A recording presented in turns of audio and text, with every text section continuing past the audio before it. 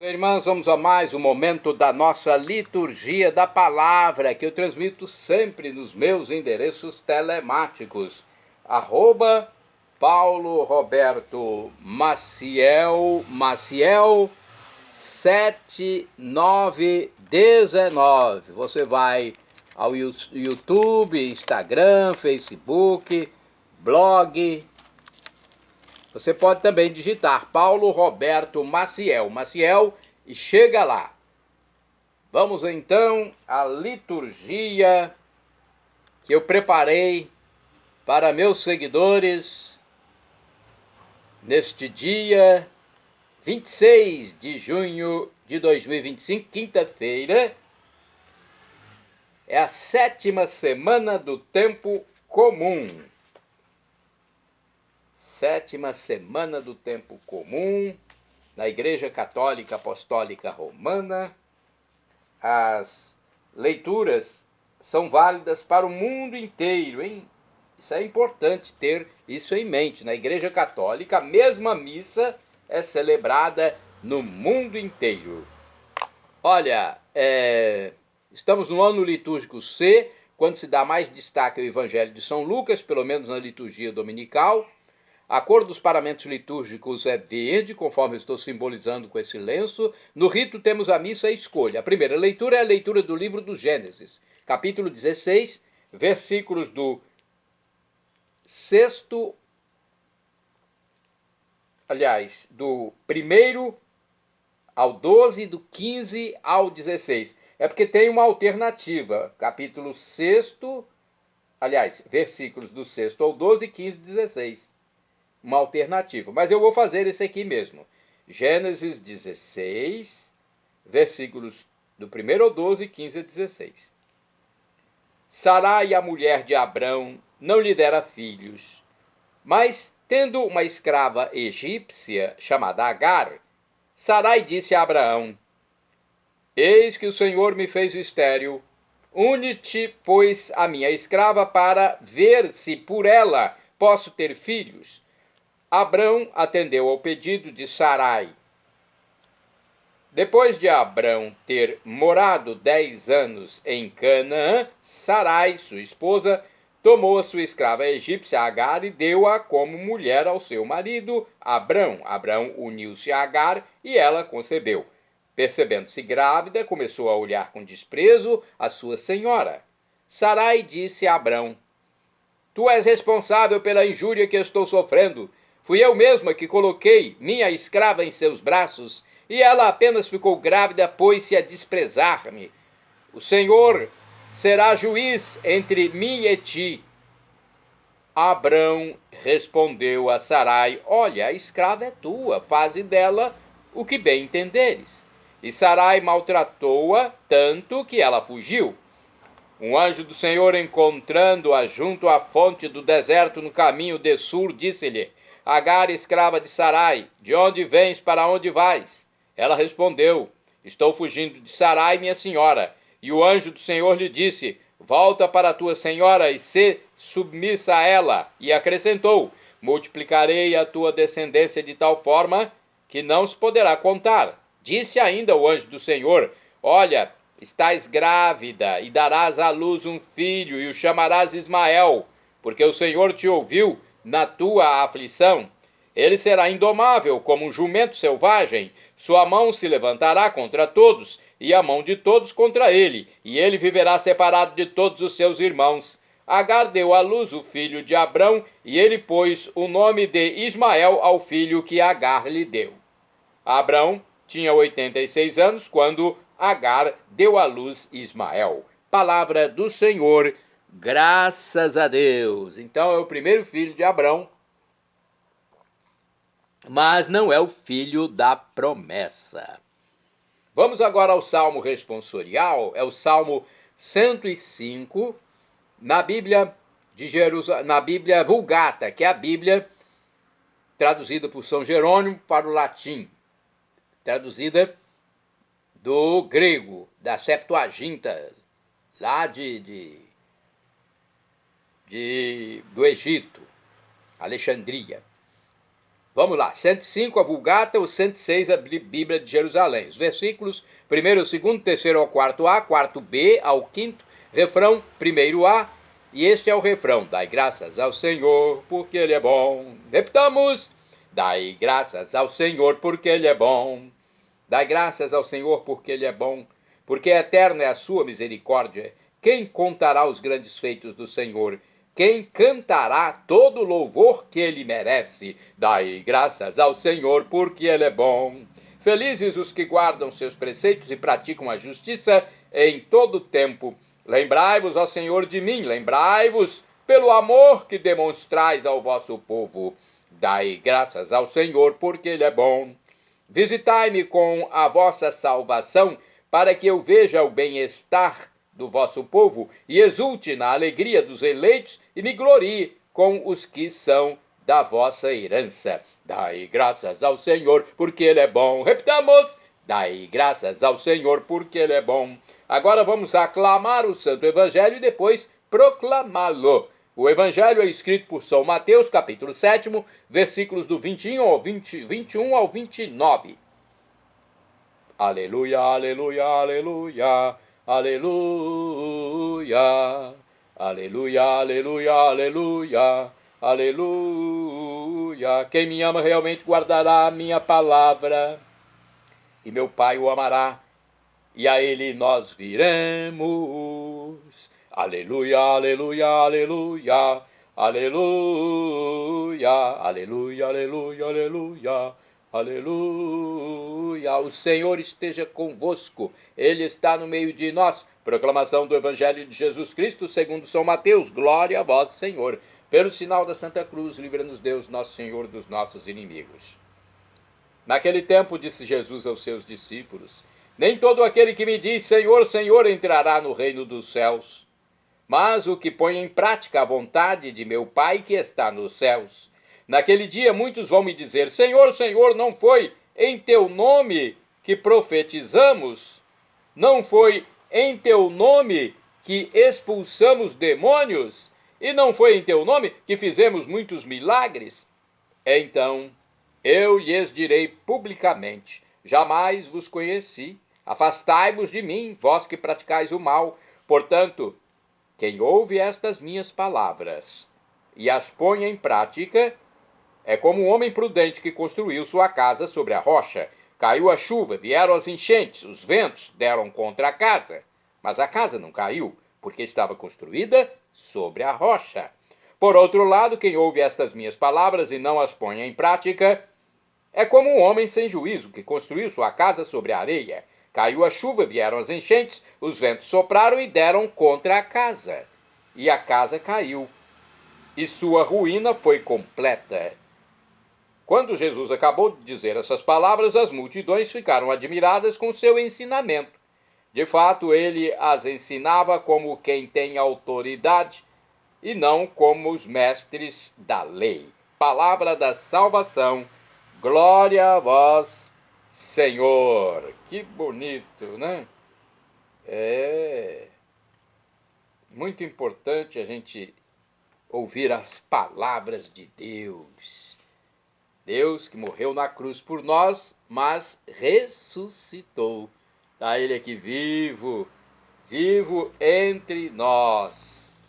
Vamos agora saber um pouco mais sobre os textos bíblicos. Eu tenho aqui sobre o Gênesis, o livro de Gênesis, que fala de Abraão. Abraão tinha 86 anos quando Agar deu à luz a Ismael. É o capítulo 16 em diante. 16, versículo 1 em diante. No Antigo Oriente, uma legislação permitia que a esposa estéril cedesse ao marido uma escrava para a procriação. O filho nascido da escrava era reconhecido como legítimo. Recorrendo a esse artifício legal, Abraão está querendo facilitar a realização da promessa, mas não é isso que Deus quer. Ismael, filho da escrava, é abençoado, mas não é através dele que Deus realizará a promessa. Yahvé faz um grande projeto para o homem. Contudo, muitas vezes o homem acha impossível realizá-lo e recorre a subterfúgios, traindo o desafio contido na promessa que está dentro da aspiração humana. Então, o filho da promessa vai vir ainda, será Isaac. Vamos agora saber do Evangelho, que há de interpretação aqui no livro Dia a Dia com o Evangelho. Vejamos, Mateus capítulo 7, versículos de 21 a 29.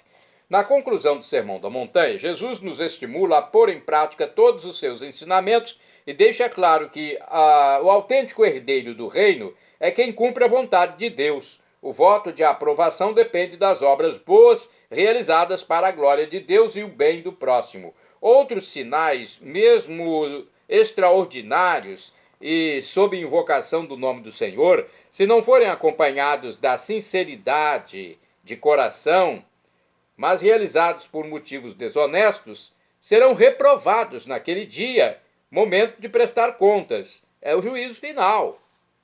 Então não adianta profetizar se está fazendo com dissimulação, com hipocrisia. Não basta ficar só realizando e repetindo o nome de Deus sem arregaçar as mangas e partir para a prática da justiça, das boas obras. Quem fizer a vontade do Pai Celeste, revelada por Jesus nos Evangelhos, esse estará edificando sua vida sobre a rocha inabalável, que é o próprio Cristo Jesus. O livro Palavra e Vida também tem uma reflexão sobre Mateus, capítulo 7, versículos do 21 ao 29. Diz o seguinte: como posso saber sobre que tipo de terreno eu construí minha casa? Quem pode estar seguro sobre os fundamentos dela? Tenho medo, Senhor. Talvez eu tenha mais palavras do que realidades, mais aparências do que fundamento. Não estou certo e fico apavorado em pensar que possa chegar o momento da tormenta e minha casa, minha fé, minha confiança, minha segurança, minha disponibilidade para o serviço do reino seja arrastada pela força das águas.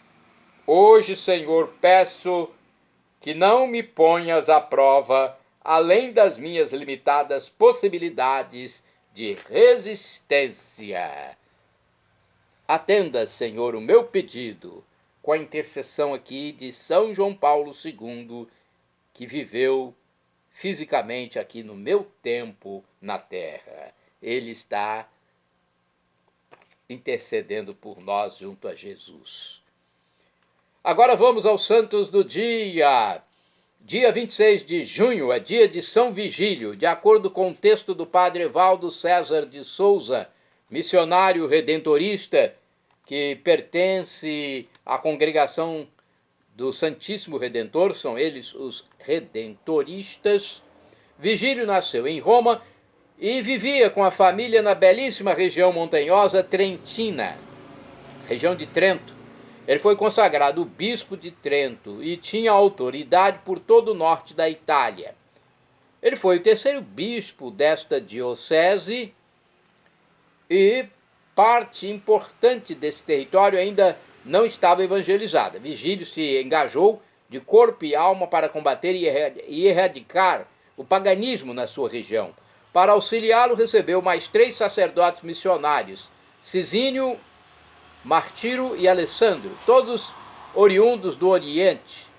Assim os trabalhos avançaram, pois percorriam todas as localidades, pregando e catequizando a população. Ele se tornou respeitado pelo seu estilo humilde e servil, pelo caráter reto e justo e por sua amizade e caridade sem distinção.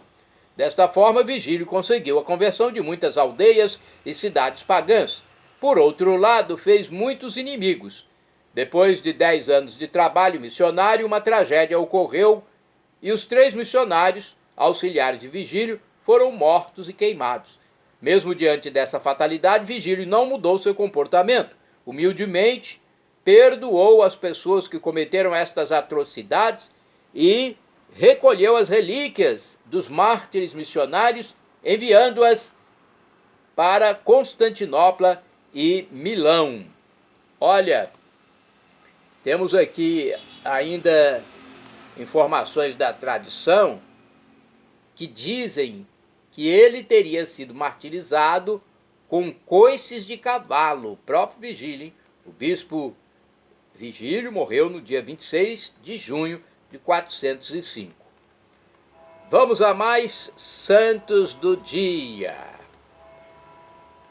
Dia 26 de junho é dia de São João e São Paulo mártires do século IV. De acordo com o site rs21.com.br, é o site da TV Rede Século XXI, João e Paulo eram irmãos de sangue e de fé e foram decapitados secretamente em casa no Monte Celio, em Roma, na Itália, e aí sepultados na noite de 26 de junho de 362 durante a perseguição reavivada pelo imperador Juliano, o Apóstata. Eles eram irmãos ricos e generosos para com os pobres.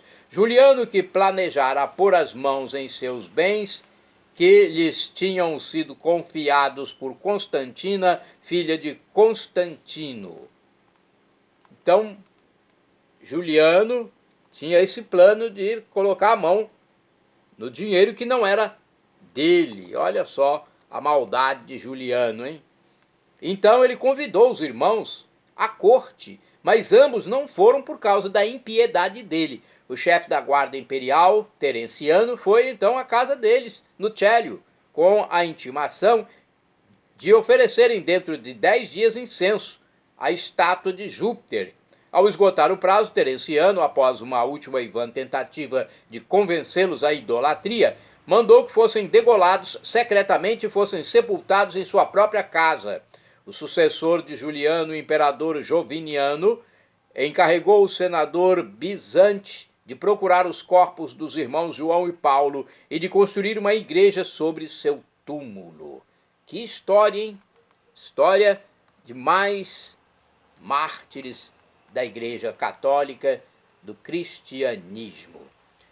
Santo do dia 26 de junho, São Paio de Córdoba, mártir, faleceu em 925. Foi um jovem de 13 anos, despedaçado com tenazes de ferro em Córdoba, na Espanha. Isso aconteceu por ele proclamar a sua fé em Cristo Jesus e defender sua castidade perante as lascivas insinuações de Abderramão III.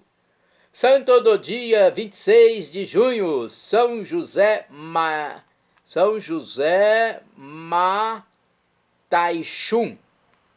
São José Mataichum é um nome asiático. Foi mártir e faleceu em 1900. Foi médico e catequista morto aos 60 anos durante a perseguição anticristã na China, continente asiático. Santo do dia 26 de junho, São José Maria Robles Hurtado, presbítero e mártir, faleceu em 1927. Foi um fervoroso pregador e propagador da devoção do Sagrado Coração de Jesus. Foi enforcado durante a perseguição anticatólica no México.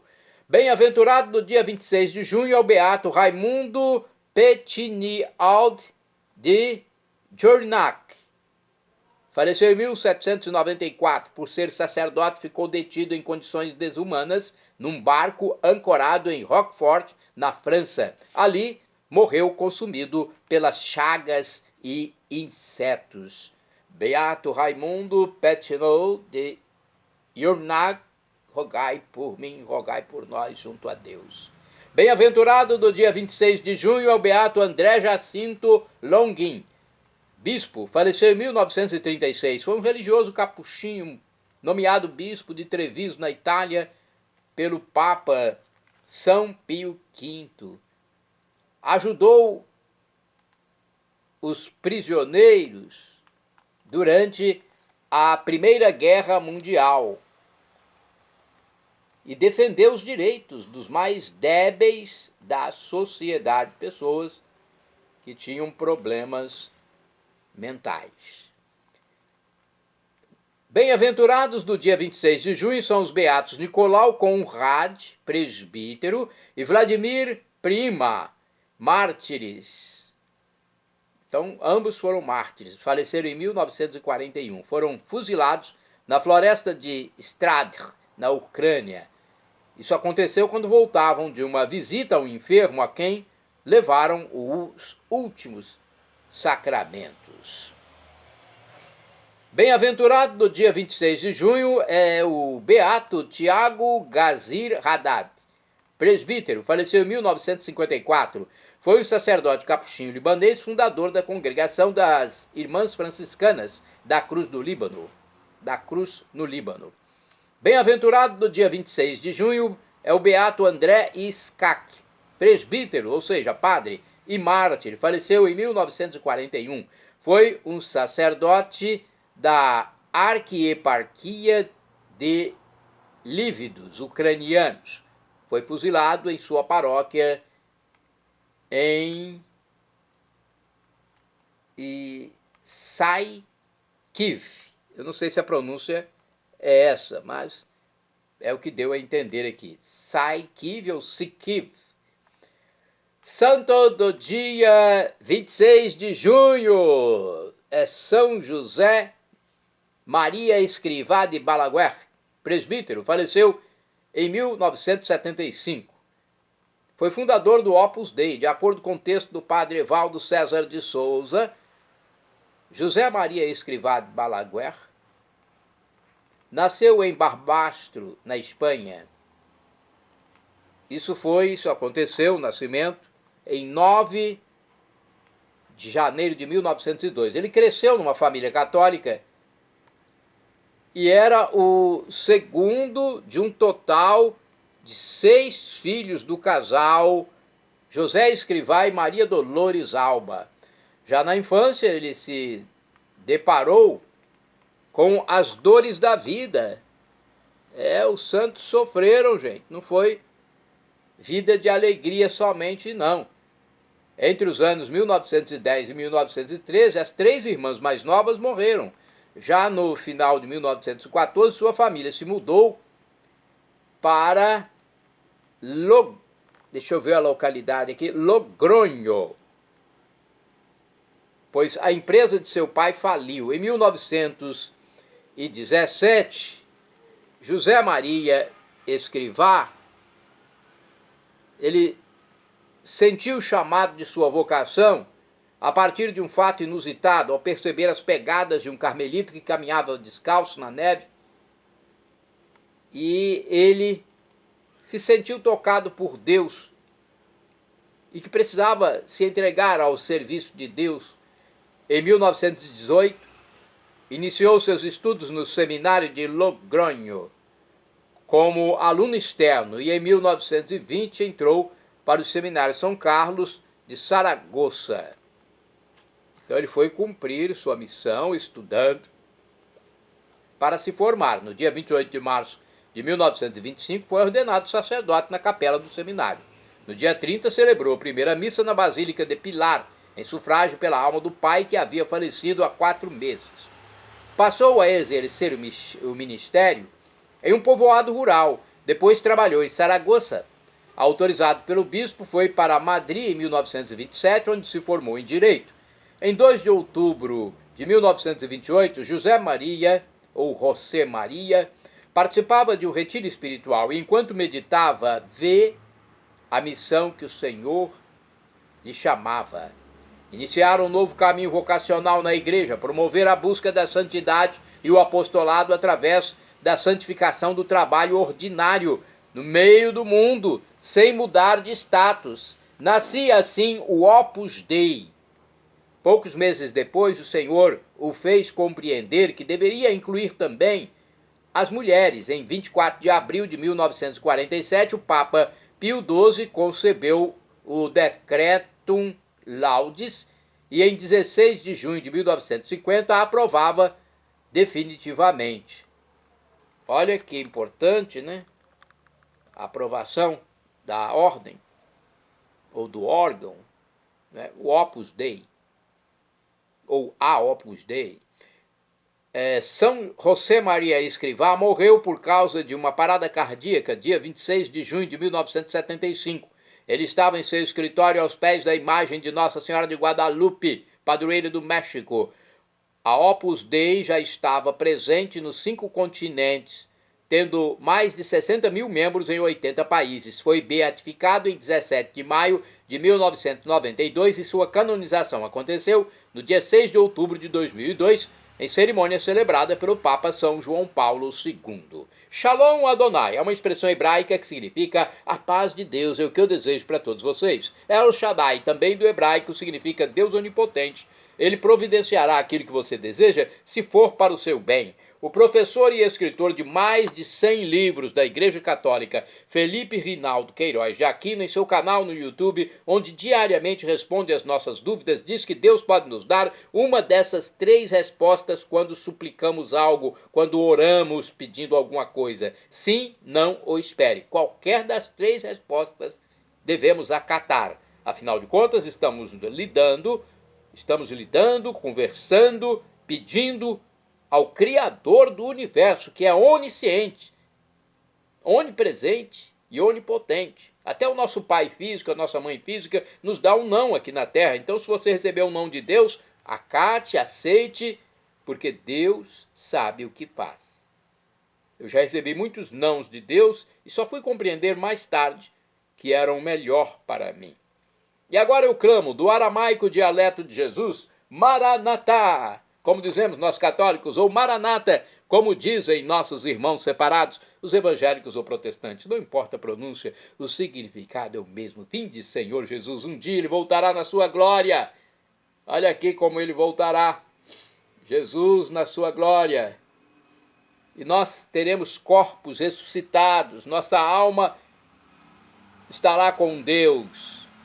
E nós teremos novos corpos, semelhantes ao de Jesus, quando ressuscitou, corpos transfigurados. Não mais com influência dessa vida aqui na terra. Felicidade em plenitude para sempre. Viveremos com os santos de Deus, com os anjos de Deus, com todos os salvos, com Maria Santíssima, com São José, São Paulo, São Pedro, Santa Madre Teresa de Calcutá, Santa Irmã Dulce, São João Paulo II, São Paulo VI, São Frei Galvão. Que bom, né? Teremos vida perpétua por todos os séculos dos séculos. Já pensou o que é isso? É inenarrável, inexprimível, indizível, inefável, grandioso. São Paulo já disse, o sofrimento de agora nem se compara com a glória futura que será revelada em nós quando tivermos novos corpos e viveremos então para sempre. Perdão, Senhor, pelos meus pecados passados, presentes, futuros, físicos e espirituais, pecados do pensamento, palavras, atos, omissões, e me dê a vida eterna, meu Jesus. Olha, para ter a vida eterna tem que crer em Jesus como Deus, no mistério da Santíssima Trindade. O Pai Criador, o Filho Jesus Cristo, Redentor e o Espírito Santo Santificador, nosso discernidor. Temos que crer em Jesus como Deus, temos que ser batizados e também nos arrepender dos pecados, para ninguém morrer com pecado grave que afasta a vida eterna. Shalom Adonai, a paz de Cristo Jesus para todos. Acesse @PauloRobertoMaciel 6/ ou Paulo Roberto Maciel Maciel.